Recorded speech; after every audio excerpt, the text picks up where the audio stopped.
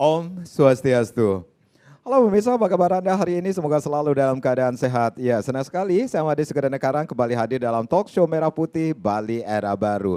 Nah, kalau pemirsa melihat saya dengan penampilan hari ini dengan udeng, kamen dan juga saput ini sendiri, tentunya pasti pemirsa akan berpikiran, wah ini pasti orang Bali ini, benar sekali. Nah, ini apakah mencerminkan saya jati dirinya sebagai seorang orang Bali, manusia Bali? Nah, nanti kita akan membahas tentang bagaimana merawat generasi, meneguhkan identitas jati diri manusia Bali. Tentunya sudah hadir dua narasumber saya, sebenarnya sih ada tiga, nanti kita akan tunggu lagi narasumber saya yang berikutnya.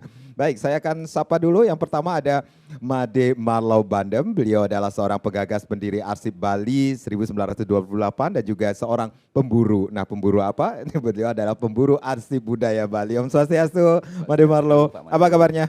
Kabar luar biasa. Sehat ya? Sehat sekali. Masih tetap berburu nggak? Masih dong. Ya. Oke, terima kasih. Ya. Nanti kita akan berbincang-bincang lebih banyak lagi ini sebenarnya. Apa sih harapannya dengan berburu arsip budaya Bali itu sendiri? Baik, dan yang pastinya juga hari ini kita sudah menghadirkan seorang Manggala Pasikian Yowana Bali, ada Dewa Ardita. Om Swastiastu Dewa. Om Swastiastu. Punapika niki. Astungkara Rahayu li. Rahayu nge. Suksema ampun rawuh niki nge. Bah, ini kita sudah pakai udang nih berdua nih. Ini sudah orang lain pasti melihat, wah ini orang Bali asli ini kalau pakai udang benar nggak seperti itu. Baik, saya ke ini dulu deh, Made Marlo. Marlo, ini kalau kita berbicara tentang ini saya lihat CV-nya adalah seorang pendiri arsip atau penggagas pendiri arsip Bali, kemudian pemburu arsip budaya Bali seperti itu. Ini bisa diceritakan nggak sih awal mulanya akhirnya mempunyai ide, akhirnya memburu arsip-arsip budaya Bali ini sendiri. Apa yang melatar belakangi seorang Made Marlo akhirnya juga menjadi pendiri arsip Bali ini sendiri? Terima kasih Rahayu kepada seluruh pemirsa Bali TV. Jadi kalau kami ini perhatikan 2 dekade belakangan ini memang ada kebangkitan dan juga semangat yang begitu tinggi di kalangan masyarakat Bali untuk menggali dan juga memahami identitasnya melalui dokumen-dokumen bersejarah ya. Jadi ingin mengetahui ya keberlangsungan kebudayaan dan kehidupan gitu yang kemudian membentuk apa yang kita sebut sebagai manusia Bali. Nah, pada tahun 2013 kami gitu di ITB Istiqom Bali berkolaborasi dengan berbagai pihak arsip di luar negeri bersama peneliti utama kami Dr. Edward Herbst itu melakukan sebuah upaya pemajuan kebudayaan di mana kami memulangkan atau merepatriasi kemudian juga memugar dan juga menjembarluaskan dokumen-dokumen bersejarah Bali yang kami mulai dari era tahun 1930-an. Nah, seperti itu. Baik, itu awal mulanya sehingga bisa dikatakan ini akhirnya bisa berdiri arsip Bali ini sendiri. Nah, sampai sejauh mana sih akhirnya berburu arsip-arsip Bali ini sendiri untuk membangkitkan kembali upaya pemajuan kebudayaan Bali ini sendiri? Jadi upaya kami ini sesungguhnya dinamakan Arsip Bali 1928 karena itu berkaitan dengan sebuah proyek rekaman bersejarah yang dilakukan oleh 2 label dari Jerman itu pada tahun 1928-29 yang bernama Odeon dan BK yang memang pada saat itu meluaskan cakupannya ke Bali untuk merekam berbagai tabuh dan juga tembang yang marak pada saat itu, khususnya yang kemudian didominasi juga oleh lahirnya kebiar di Bali Utara pada tahun 1914-1915. Sebentar, ini saya merinding loh beneran. Saya merinding mendengar sebegitu jauhnya jadi perjalanan kan, seorang betul, Marlo. Jadi ini kan kalau kita perhatikan apa yang terjadi di paruh awal abad ke-20 di Bali itu kan memang Bali itu menjadi sebuah domain entitas yang terbuka, yang multikultur, yang kemudian memberi peluang gitu kepada datangnya pengaruh-pengaruh asing gitu dan termasuk juga teknologi gitu. Nah, ini menjadi sebuah sinergi antara tradisi dan modernitas yang kemudian membawa sebuah momentum bagi kesenian Bali pada saat itu. Nah, karya rekaman 111 piringan hitam yang dilakukan oleh Oden dan DBK di Bali ini sesungguhnya adalah rekaman komersial yang pertama kali dilakukan di Bali. Jadi ini adalah sebuah masa di mana pariwisata budaya sudah bersentuhan dengan pariwisata kreatif gitu. Nah, karya-karya ini gitu yang memang tujuannya kemudian untuk dikonsumsi oleh masyarakat Bali, piringan hitamnya juga banyak sekali yang label-labelnya ditulis dalam aksara Bali begitu. Itu akhirnya juga mendunia dan kemudian membawa ya berbagai tokoh-tokoh gitu peneliti seperti Colin McVie, ada Miguel Covarrubias, Jane Bilo, kemudian ada Catherine Mershon, ada Gregory Bateson, kemudian ada juga Walter Spies ya yang kemudian memutuskan untuk berinteraksi dan berkontribusi kepada Bali gitu. Nah, jadi ini salah satu pengakuan gitu kepada kita di Bali bahwa kita ini memang mempunyai sebuah potensi atau aset seni budaya yang memang bisa menjadi warisan dunia begitu. Apakah di Bali juga tidak bisa mendapatkan hal tersebut sampai berburunya sampai ke luar negeri? Nah, karena kan begini, karena para peneliti itu ketika mereka datang ke Bali, mereka terkesima, ya, mereka melakukan ekspedisi penelitian yang berkepanjangan. Nah, selain diinspirasi oleh rekaman-rekaman bersejarah ini, mereka juga melakukan dokumentasi. Ya, contoh seperti Colin McVie dan Jane Bilo itu melakukan dokumentasi film 8 mm dan 16 mm, kemudian foto-foto yang dijadikan materi penelitian. Jadi seperti studi lapangannya di mereka. Nah, ketika mereka sudah berhasil, contoh Colin McVie menghasilkan Music in Bali dan juga House in Bali, dua buah buku yang sangat penting bagi generasi muda saat sekarang gitu untuk menyelami akar kultur kita dalam seni karawitan gitu. Materi-materi dokumentasi ini tidak pernah dipublikasi, tersimpan di berbagai pusat arsip di Amerika Serikat, kemudian di Meksiko dan juga di Swedia gitu, dan berdebu menjadi hantu, tidak bermanfaat.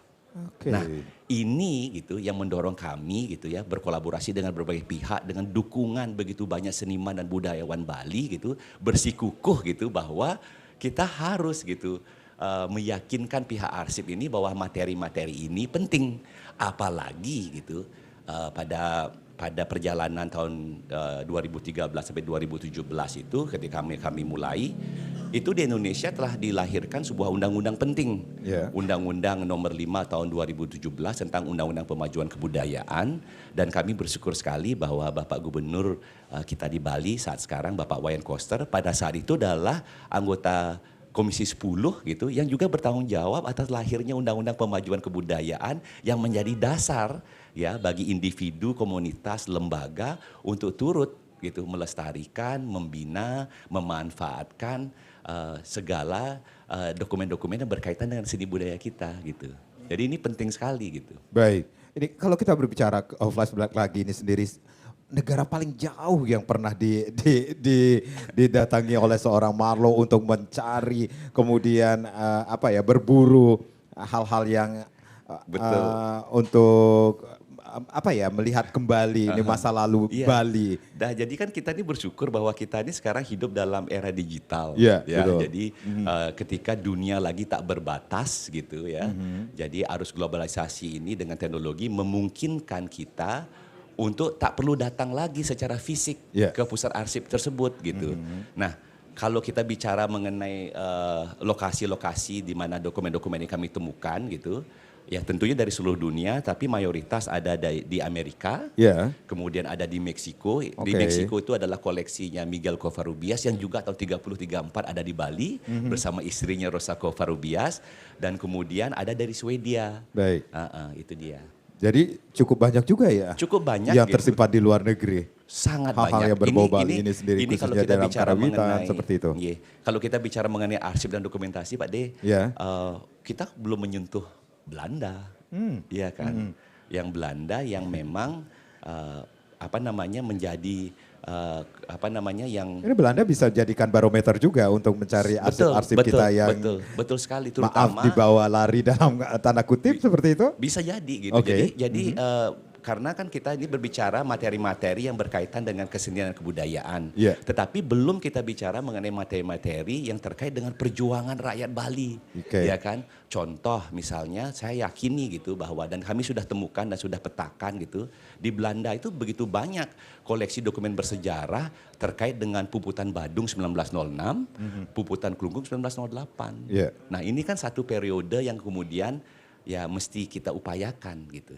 Ya, Baik. demi kepentingan tidak hanya untuk arsip dan dokumentasi semata, tetapi juga untuk meluaskan dan juga memperdalam dimensi penelitian. Dan bagi kami ya yang terpenting adalah bagaimana materi-materi arsip gitu, itu bisa dimanfaatkan untuk penciptaan karya-karya baru oleh generasi muda kita di Bali, seperti itu. Ini kalau kita berbicara apa yang sudah dilakukan seorang Marlo beserta teman-temannya untuk berburu arsip di beberapa negara ini sendiri, tentunya ini wujudnya itu hanya berupa piringan hitam kah ataukah memang ada visual yang lainnya seperti Betul. foto seperti itu? Iya, pas ada. Jadi seperti tadi kita bahas, memang betul ada koleksi audio dari 111 piringan hitam tersebut yang kemudian dilengkapi dengan berjam-jam ya film hitam putih dan bisu dan juga foto-foto dari beragam peneliti yang memang pernah apa namanya menyebut Bali sebagai rumah mereka gitu ya. Dan ini kita ini kan pada satu kawasan di daerah Denpasar yang dekat sekali dengan Bali Hotel yang menjadi memang kreatif hubnya mereka pada zaman itu gitu. Baik. Jadi ini adalah satu ruas yang sangat bersejarah tidak hanya bagi Denpasar tapi juga Bali. Gitu. Baik, ini Bali Hotel ini sebelah kita sekali ya. Betul. Baik. Marlo dan juga Dewa, kita rehat sejenak ya. Nanti karena kita akan lanjutkan lagi talk show Merah Putih Bali Era Baru bagaimana merawat generasi, meneguhkan identitas jati diri manusia Bali. Kami akan kembali sesaat lagi. Baik, terima kasih Anda yang baru saja bergabung bersama kami dalam talk show Merah Putih Bali Era Baru bagaimana merawat generasi meneguhkan identitas jati diri manusia Bali. Masih bersama Made Marlo Bandem tentunya seorang penggiat atau pendiri Arsip Bali 1928 dan pemburu arsip budaya Bali dan pastinya juga ada Dewa Ardita seorang Manggala Pasikian Yowana Bali. Saya tertarik lagi nih sama Marlo ini. Kalau kita ngomongin lagi nih apa yang sudah dilakukan seorang Made kemudian sampai berburu ke luar negeri untuk mendapatkan arsip-arsip kekayaan Bali bisa dikatakan demikian yang tidak terekspos akhirnya dengan perjuangan seorang Marlo dan kawan-kawan akhirnya masyarakat atau masyarakat Bali mengetahui oh ini loh Bali kembali lagi ya zaman Ilu ya tempo dulu seperti itu ya.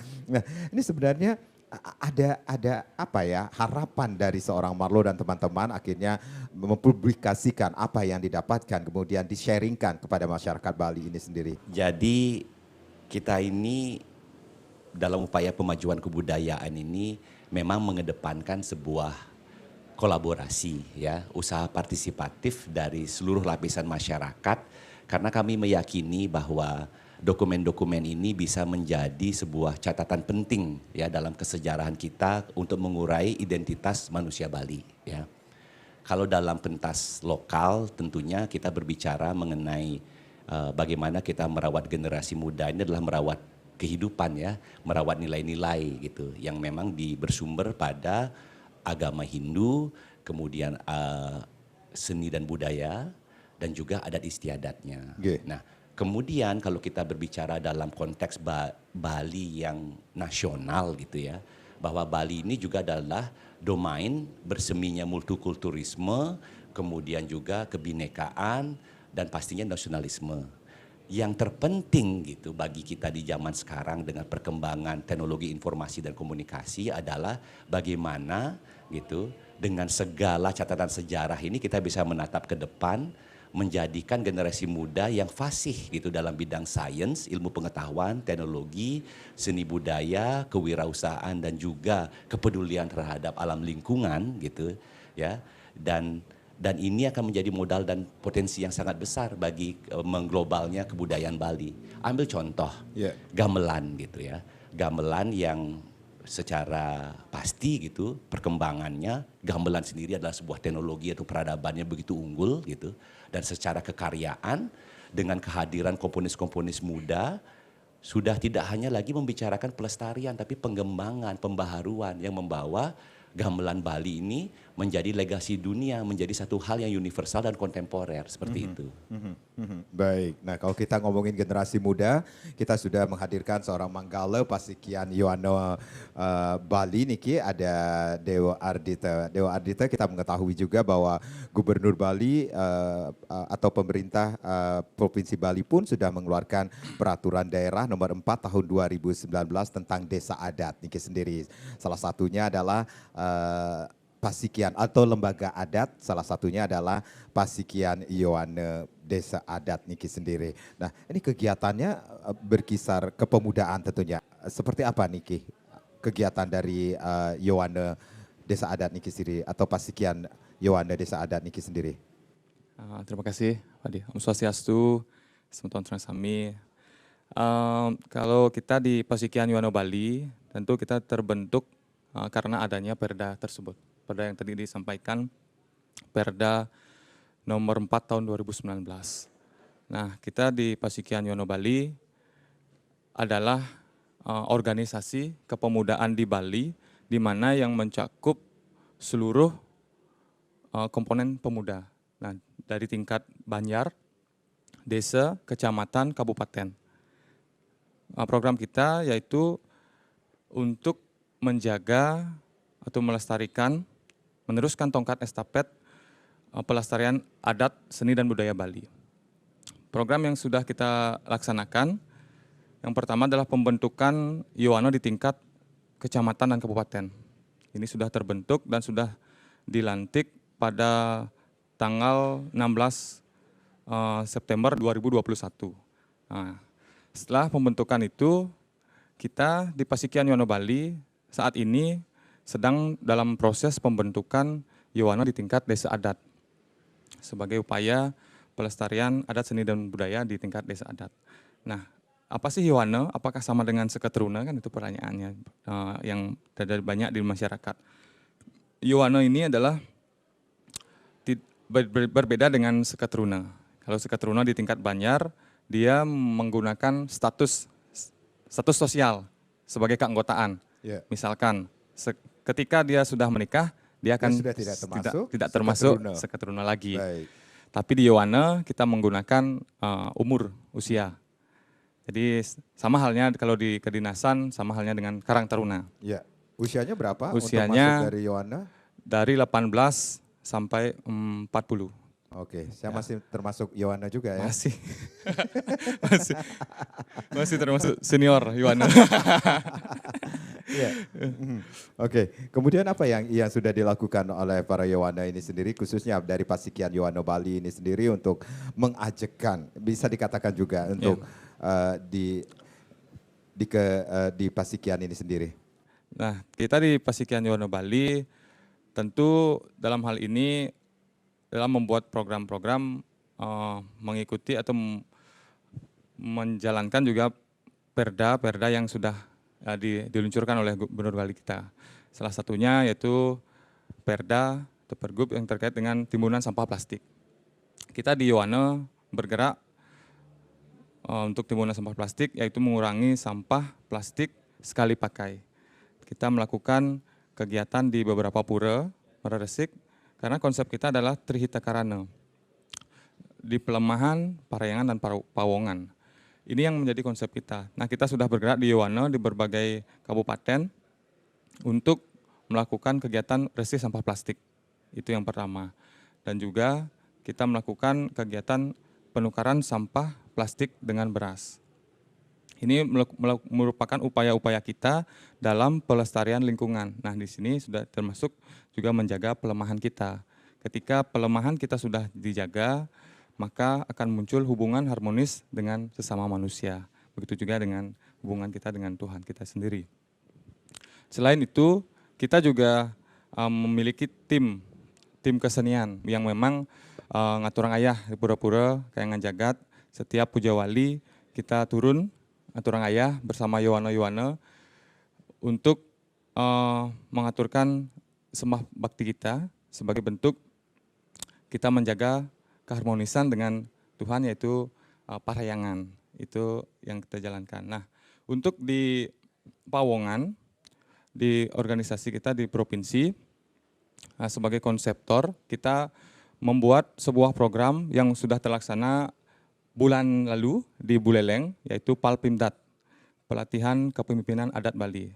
Nah, di mana kita menekankan ideologi-ideologi kita, adat, seni, dan budaya kita, untuk bagaimana para manggala di setiap kabupaten kota dan kecamatan untuk meneruskan ke tingkat desa adat hingga seketurunannya, bahwa kita memiliki identitas, kita memiliki sebuah keunikan, memiliki banyak potensi di Bali yang bisa kita kembangkan.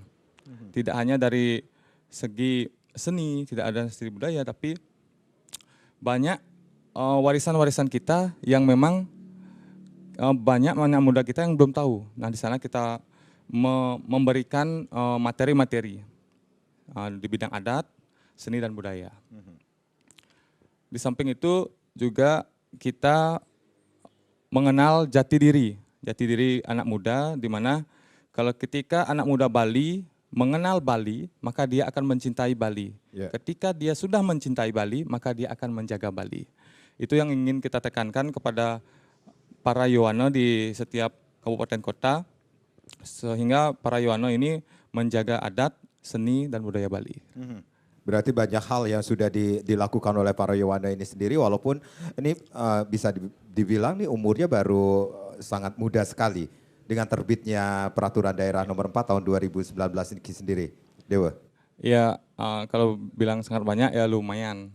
Karena memang kita di Bali berbicara masalah adat, anak-anak muda kita sangat semangat.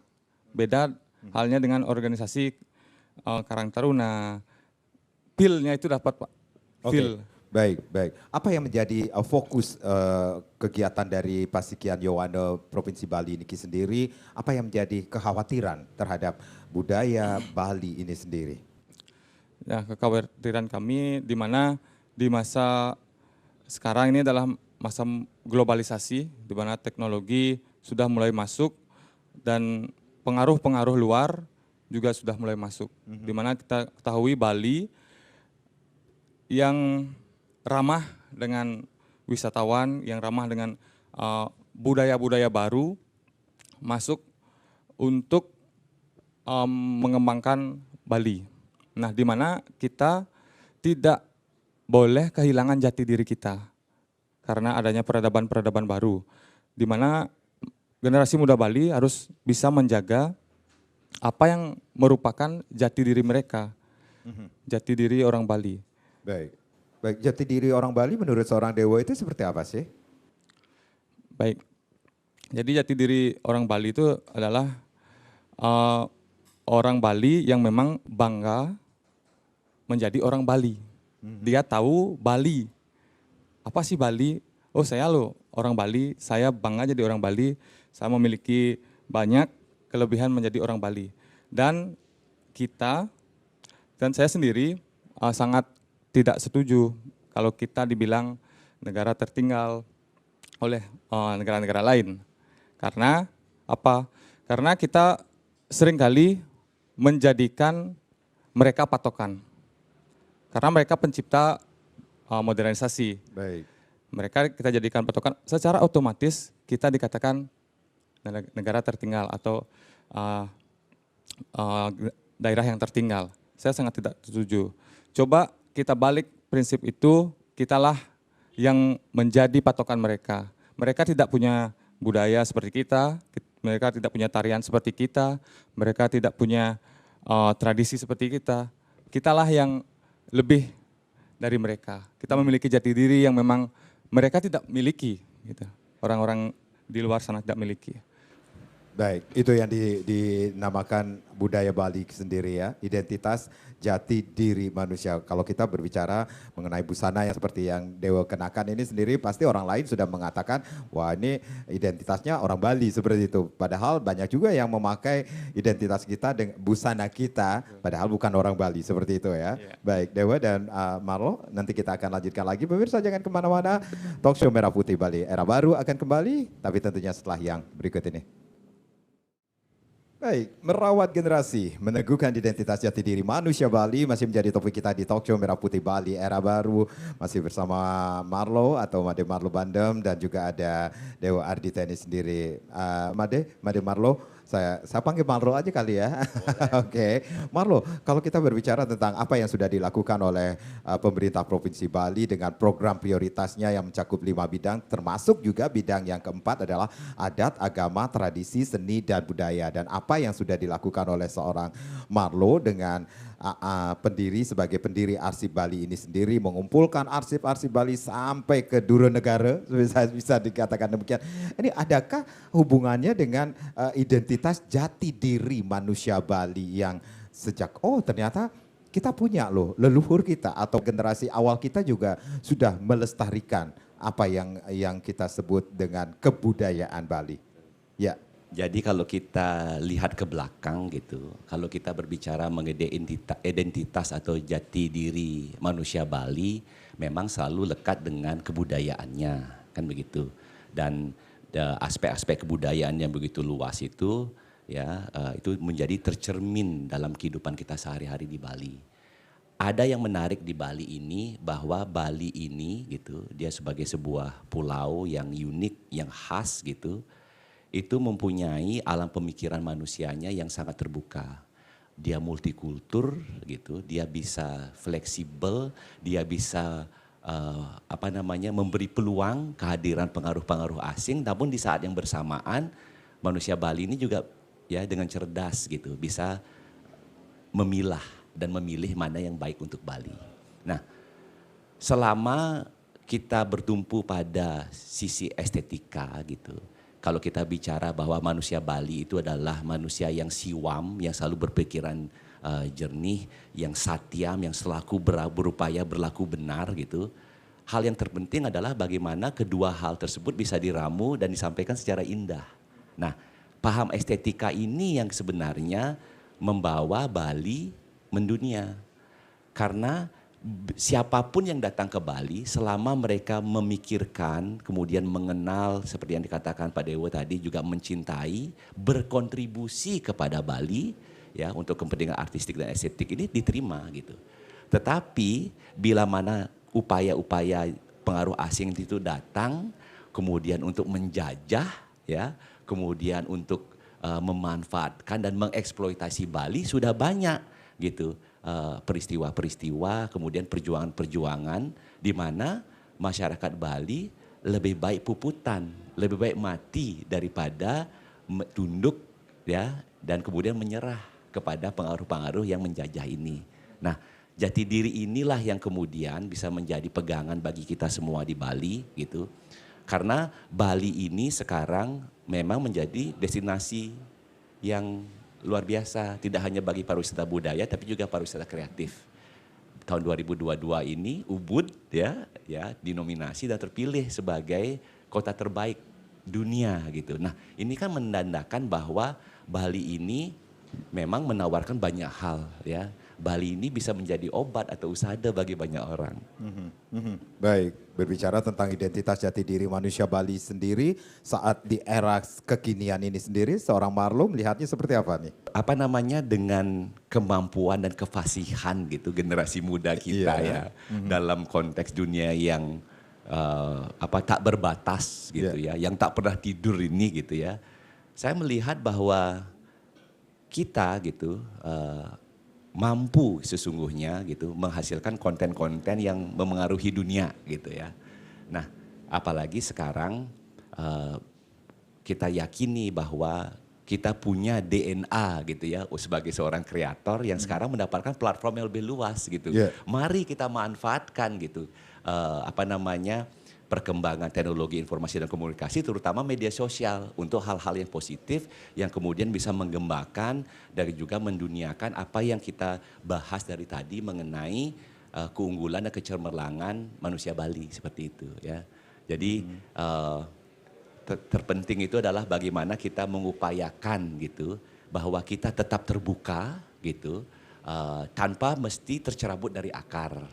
Yang kedua, bagaimana kita bersama-sama selalu mengingatkan, mawas diri gitu, jangan sampai kita ini memuja-muja diri sendiri bahwa kita gitu ya selalu lebih unggul dari yang lain. Sana ini bisa membawa stagnansi terhadap perkembangan yang ada. Nah, syukur-syukur gitu ya kita punya keberlangsungan kepemerintahan yang jeli gitu, yang memandang bagaimana posisi sentral dari kebudayaan itu sendiri ya. Sekarang kita tinggal menanti ini inaugurasi dan juga peresmian pusat kebudayaan Bali nantinya gitu kan, yang akan menjadi sentrum tidak hanya bisa menjadi sebuah platform bagi kita menikmati Bali, orang Bali menikmati Bali, krama Bali gitu, tetapi juga krama Tamiu gitu, seperti kata mentor saya Prof. Windia, dan jangan juga lupakan para Tamiu yang datang gitu kan, yang kemudian bisa menstimulasi dan juga menggulirkan perekonomian kita di Bali. Oke, berarti penanaman karakter kepada generasi muda seperti kata Marlo ini sendiri, kita selalu open terhadap apa yang budaya yang masuk ke Bali ini sendiri tanpa tercerabut dari akar budaya kita sendiri, aslinya seperti itu. Berarti penanaman karakter dengan bangsa kepada generasi muda ini berbasis kearifan lokal. Betul, seperti itu. Dengan lembaga adat generasi muda gitu ya. Pasikian Yowana. Walau nanti kita berdua bisa dikatakan Yowana lingsir gitu ya. Tetapi kita sudah punya gitu bahwa ada sebuah persekutuan ya, kolaborasi antara anak muda yang memandang bahwa mereka lah gitu yang akan menjadi ya tulang punggung dan juga kalau bisa dikatakan itu adalah pembela-pembela ya bagi perkembangan kesenian dan kebudayaan Bali. Baik, Dewa, dengan apa yang sudah dilakukan oleh pemerintah Provinsi Bali dengan visinya Nangun Sakerti Loka Bali sendiri, salah satunya adalah bagaimana mencintai adat budaya Bali bagi generasi muda. Salah satunya adalah dengan peraturan gubernur yang mengatur berbahasa Bali seperti itu, penggunaan adat Bali sendiri. Nah, bagaimana seorang Dewa dari sebagai Manggala Pasikian Yowana Bali ini sendiri melihat jati diri bahasa Bali di era globalisasi teknologi informasi saat ini? Apa yang sudah dilakukan oleh Pasikian Yowana ini sendiri? Baik, terima kasih. Jadi kami di Pasikian Yowana berupaya, di kepengurusan di Prajuru berupaya setiap kegiatan kami baik dari segi pidato dan acara menggunakan bahasa Bali. Walaupun kami juga masih belajar, jadi semua yang di keperjuruan memang awam terkait bahasa Bali, dan kami di sini mulai berusaha menggunakan bahasa Bali. Dan setiap juga kegiatan kami menggunakan pamflet, menggunakan spanduk berisikan aksara Bali di atasnya sebagai bentuk upaya untuk pelestarian aksara Bali. Itu sendiri. Berarti adakah pendampingan dari atau peran serta pemerintah Provinsi Bali ini sendiri terhadap apa yang sudah dilakukan oleh Pasikian Yowana Bali ini sendiri, khususnya di desa adat? Sangat ada. Jadi kami di Pasikian Yowana tentu didukung oleh Dinas Pemajuan Masyarakat Adat. Jadi kami disupport baik dari segi anggaran, pendanaan juga kami disupport oleh Dinas Pemajuan Masyarakat Adat. Dan itu tetap dilakukan, apalagi kita juga memiliki berbagai event ya yang berkaitan dengan penggunaan bahasa Bali ini sendiri. Seperti itu. Itu juga berperan aktif juga dari Pasikian Yowana ini sendiri. Ya, kebetulan kami ada MOU bekerjasama dengan Wiki Bali. Wiki Balitun yang di mana Wiki Balitun ini yang memang fokusnya di bahasa Bali. Waktu ini juga kita sempat mengadakan lomba berbahasa Bali, bagaimana mengangkat isu di masing-masing Banjar, apa permasalahan yang ada di Banjar terkait bahasa Bali, dan dibuatkan sebuah video dan dicarikan sebuah solusinya. Baik. Apa yang seorang Dewa lihat nih permasalahannya di setiap Banjar di Bali ini sendiri?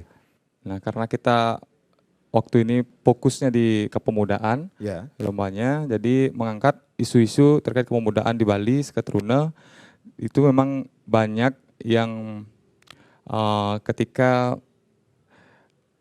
ada event di Banjar, Seketruna, rapat-rapat mungkin di sana permasalahannya, dan di sana juga kita mengangkat objek-objek atau peluang-peluang yang ada di desa tersebut, menggali potensi desa. Jadi banyak sekali potensi-potensi desa di Bali yang belum di manajemen atau diolah dengan baik. Yeah. Jadi di sana kita masuk dan banyak peluang-peluang yang didapatkan oleh generasi muda kita ternyata. Baik, solusi apa yang diberikan nantinya kepada para Yohana yang ada di desa-desa yang ada di 1493 desa adat ini sendiri nantinya? Iya, jadi solusi yang diberikan terkait permasalahan-permasalahan di desa Yohana, dia membuatkan sebuah video. Jadi dalam video itu dia sudah langsung menceritakan permasalahan yang di desa, peluang yang ada di desa, dan langsung mereka memberikan solusinya dalam video tersebut. Jadi apa yang permasalahan desa, mereka sudah mempunyai gagasan, anak muda kita mempunyai gagasan yang akan dilakukan untuk desanya ke depan, gitu. Seperti itu. Dewa dan Marlo, kita rehat kembali, nanti kita akan lanjutkan lagi bagaimana merawat generasi, meneguhkan identitas jati diri manusia Bali. Sesaat lagi. Baik, terima kasih Anda yang baru saja bergabung bersama kami di Talkshow Merah Putih Bali Era Baru, merawat generasi, meneguhkan identitas jati diri manusia Bali. Kalau tadi saya sempat mengatakan, ini kita masih menunggu narasumber saya yang berikutnya. Sudah hadir Bapak Profesor Dr. Iwayan Adana SSN. Beliau adalah Rektor ISI Denpasar, atau yang lebih akrab dipanggil Prof Kun ini sendiri. Om Swastiastu Prof, apa kabarnya? Pakai mic-nya Prof. Waduh, lupa nih. Apa kabarnya Prof? Kabar baik. Sehat ya Prof ya? Sehat, baik. Ini kesibukan beliau sebagai rektor ini kayaknya harus kita tunggu, tetapi beliau akhirnya hadir juga. Prof, kita berbicara tentang merawat generasi, meneguhkan identitas jati diri manusia Bali. Sudah banyak juga yang sudah disampaikan tadi, baik oleh Marlo Bandem atau Made Marlo Bandem, seorang penggagas pendiri Arsip Bali 1928. Ini tadi saya juga masih tetap berburu tentang arsip budaya Bali, dan juga ada Pasikian atau Manggala Pasikian Yohana Bali, ada Dewa Ardita ini sendiri. Prof, saya ingin bertanya tentang identitas jati diri manusia Bali. Itu seperti apa Prof melihatnya? Pemerintah Provinsi Bali sudah menetapkan kerangka dalam membangun SDM Bali Unggul. Jadi skema untuk memahami bagaimana regenerasi atau juga manusia Bali berkarakter dan unggul itu tertera dalam skema konseptual yang disusun oleh tim untuk memastikan bahwa setidaknya manusia Bali itu memiliki 3 hal. Jadi pertama itu jati diri, terus kemudian karakter, dan yang ketiga kompetensi. Jadi yang terkait kompetensi tentu berhubungan dengan penguatan di dalam pendidikan baik formal, non formal maupun informal. Jadi pendidikan formalnya, jadi bagaimana pendidikan dari prasekolah, terus kemudian sekolah menengah dan perguruan tinggi untuk bisa pertama diakses oleh generasi-generasi baik remaja untuk sekolah menengah ataupun juga yang sudah menginjak dewasa untuk perguruan tinggi. Nah, skema bagaimana pemerintah terus kemudian berkolaborasi dengan satuan pendidikan baik yang dikelola oleh pemerintah kabupaten kota maupun pemerintah provinsi untuk SMA SMK-nya. Jadi perlu ada kesinambungan, dan juga kalau menurut saya sih perlu identifikasi talenta-talenta anak-anak Bali. Jadi kalau memang dia kecenderungannya punya talenta di bidang sosial humaniora, jadi kita bisa berikan seluas-luasnya untuk mengakses perguruan tinggi bidang sosial humaniora yang memiliki ya saya kira kompetensi, profesional pengelolaannya, sekaligus juga memiliki reputasi lembaganya.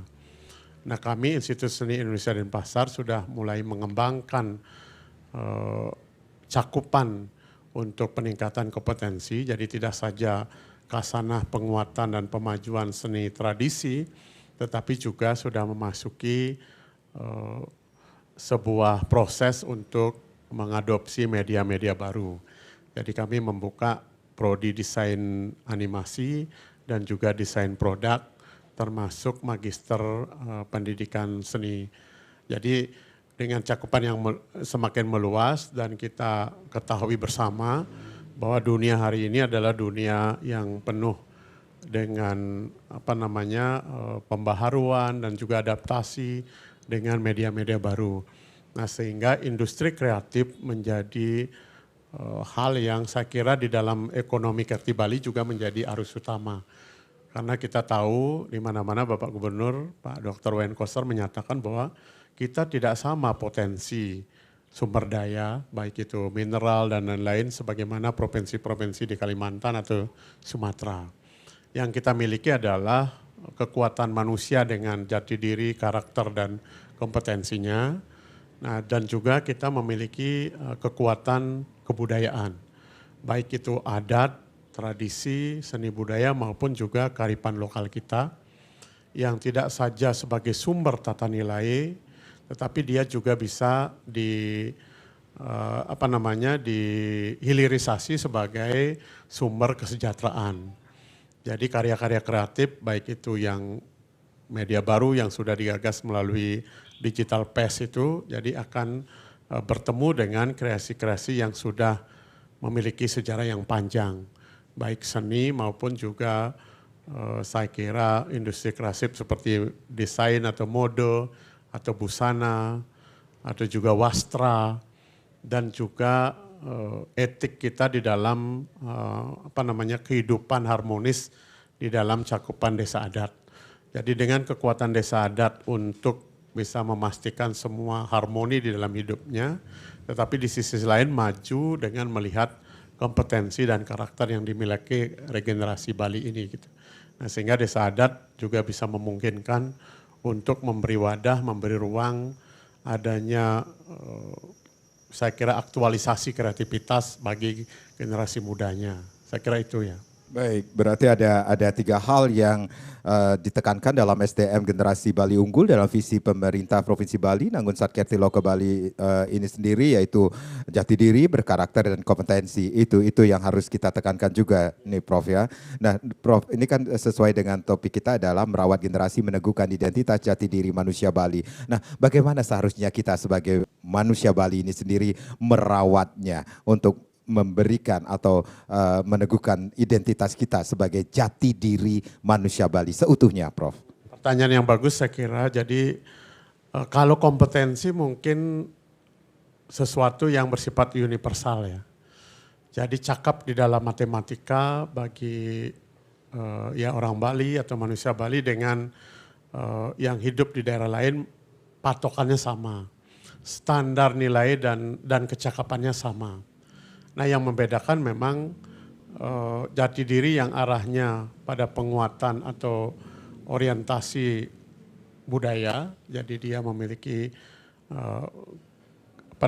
kearifan penguasaan pada adat, terus kemudian juga hidup di dalam keramatamahan tradisi dan seterusnya. Nah ketika karakter ini berorientasi pada soft skill ya, jadi pada watak, terus kemudian integritas, terus kemudian yang bersifat memang dalam tanda kutip keadiluhungan moralitas gitu. Jadi ini yang di mana-mana juga Bapak Gubernur menyatakan ini nilai beda dari generasi di tempat lain. Nah tantangannya memang kalau di pedesaan atau juga mungkin tidak yang di tempat urban, itu kemungkinan memori budaya regenerasi Bali itu masih padu dengan tradisi adat istiadat, seni budaya dan juga kearifan lokal. Tetapi yang sudah di daerah urban memang membutuhkan atensi atau juga perhatian saya kira semua pihak untuk memberikan ruang bagaimana memori kultural itu juga dirasakan, dihayati dan dialami oleh generasi baru Bali ini gitu. Nah, kalau di perkotaan sehari-hari tidak mengakses apa namanya tarian Bali, apa namanya tradisi-tradisi norma kehidupan adat Bali, jadi pasti akan berjarak dan memorinya tidak terbangun untuk itu. Nah, ketika satu umpamanya berkarya dia jadi perancang desain umpamanya, pasti desainnya yang dihasilkan itu mirip dan susah membedakan dengan rancangan atau desain yang berangkat dari memori kultural Bali gitu. Nah, tantangannya kan kalau tradisi di mana-mana seperti contoh Korea Selatan umpamanya. Walau dia sudah menerbitkan K-pop dan lain-lain itu, tetapi basis tradisinya yang memang unik, kan tradisi itu kan unggul, unik dan kaya ya. Jadi di mana-mana semua negara memberikan atensi pada tradisinya. Satu, tradisi memiliki keunikan, itu memiliki nilai beda atau value added dari tradisi-tradisi yang berkembang di tempat lain atau di negara lain. Karena tradisi itu hasil dari cara pandang atau juga daya hidup manusia di suatu tempat untuk biasa eksis dalam bangunan kebudayaannya. Nah, artinya juga tradisi sudah memiliki daya tangguh yang luar biasa dalam menghadapi sekian periode masa atau zaman. Nah, sehingga yang begitu ampuh untuk pegangan generasi masa lalu dalam mengarungi zaman yang berubah-ubah itu, tradisi itu melahirkan sistem pengetahuan, tradisi itu memekarkan konsep-konsep keindahan dan lain-lain. Nah, ini bisa jadi pegangan, bisa jadi potensi untuk diserap sekaligus juga tetap dihayati oleh regenerasi Bali secara turun-temurun. Gitu.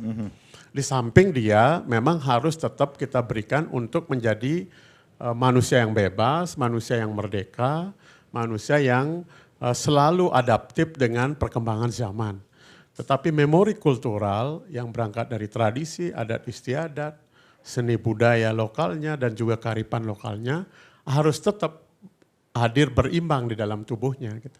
Nah, sehingga tidak cukup cakap di dalam ilmu-ilmu sains umpamanya, tetapi dia memiliki karakter dan kepribadian yang berhubungan dengan potensi kulturalnya. Saya menyebutnya dengan memori budayanya. Baik, baik. Seperti juga apa yang sudah dilakukan oleh seorang Made Marlo ini sendiri dengan Arsip Bali 1928-nya ini sendiri, kemudian kegiatannya untuk memburu arsip budaya Bali ini untuk membangkitkan kembali generasi muda untuk mencintai budaya Bali ini sendiri. Ini Prof melihatnya ini suatu upayakah untuk mencintai kembali ini loh identitas jati diri kita sebenarnya sebagai manusia Bali.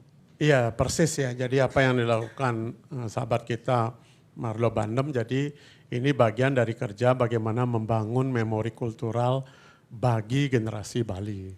Jadi dengan melihat Bali tahun 28-an, 30-an, jadi kan transformasi masyarakatnya terlihat dari dokumentasi sejarah yang sudah mulai dikumpulkan dan saya kira sudah disosialisasikan dalam banyak forum yang melibatkan generasi muda Bali. Nah, dengan begitu kita akan bisa melihat seberapa estetikanya itu tetap memang menjadi inspirasi di hari ini untuk dikembangkan dalam media-media baru. Nah, karena kita tahu seni budaya Bali atau juga ada tidak saja kita yang memakai. Jadi banyak kreator atau juga pekerja-pekerja kreatif internasional malah memakai, menjadikan seluruh kekayaan, keunikan dan keunggulan tradisi, adat, seni budaya dan kearifan lokal kita di dalam dia melakukan kerja kreatif. Baik. Nah, kalau orang di luar Bali saja berminat dan menjadikan ini sebagai inspirasi utama atau juga sumber ide dan gagasan yang utama, kenapa kita mengabaikan gitu. Jadi saya kira tidak boleh kita berpaling dari tradisi yang sudah senyata-nyatanya memiliki potensi sekaligus real untuk kita kelola sebagai sumber inspirasi di dalam kerja kreatif yang sejalan dengan perkembangan zaman. Saya kira Baik, itu. baik. Made Marlo Bandem, seorang pendiri Arsip Bali 1928, kemudian pemburu Arsip Budaya Bali. Tidak akan berhenti sampai di sini, Made Marlo? Lanjut terus. Lanjut terus. Ini akan memberikan peluang atau memberikan edukasi juga kepada generasi muda untuk mencintai budaya Bali ini sendiri. Ini ada proyek terbaru lagi atau berburu ke beberapa negara lagi untuk memburu arsip-arsip yang ada di luar sana. Seperti itu?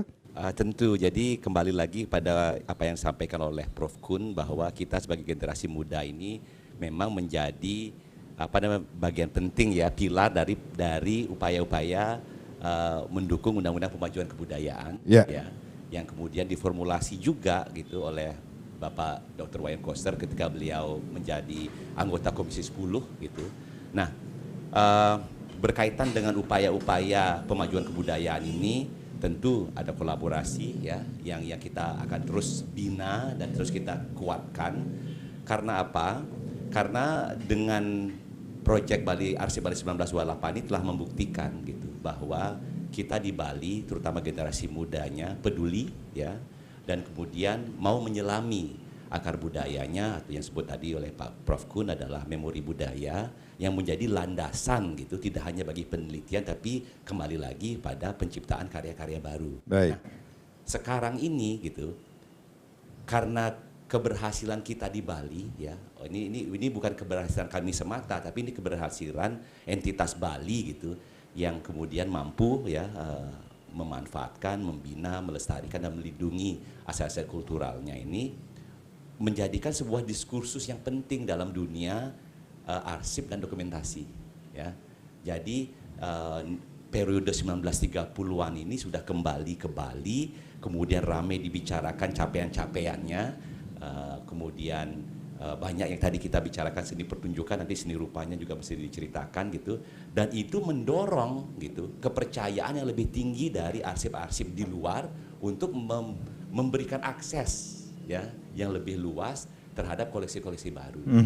Jadi selain koleksi dari McVie, Covarrubias, kemudian Rolf de Mare, Oden dan BK, kami tengah menanti ya penerbitan koleksi-koleksi Jane Bilo yang berkaitan dengan seni-seni kerauhan yang ada di Bali, kemudian juga koleksi Gregory Bateson dan Margaret Mead ya, dua peneliti yang memang sentral dalam merekam kehidupan perempuan Bali ya, dan ritual-ritualnya pada Paruh 1936 dan 39. Nah, ini menunjukkan bahwa kolaborasi ya dan juga upaya partisipatif kita ini kemudian bisa menunjukkan bahwa upaya-upaya pemajuan kebudayaan ini menjadi organik ya, dan kemudian menjadi sebuah studi yang komprehensif terhadap perkembangan kesenian dan kebudayaan Bali. Baik, baik. Saya ke Dewa Ardita selaku Manggala Pasikian Yowana Bali. Berarti seperti yang sudah disampaikan di awal tadi ini sendiri, program dari prioritas yang dari pemerintah Provinsi Bali pun mencakup 5 bidang. Salah satunya adalah adat, agama, tradisi, seni dan budaya ini sendiri. Berarti ikut melestarikan budaya ini menjadi kebanggaan bagi generasi muda khususnya para Yowana. Seperti itu kah? Ya, terima kasih. Betul sekali. Jadi ikut menjaga apa yang telah diwariskan leluhur kita menjadi kebanggaan kita di Yowana.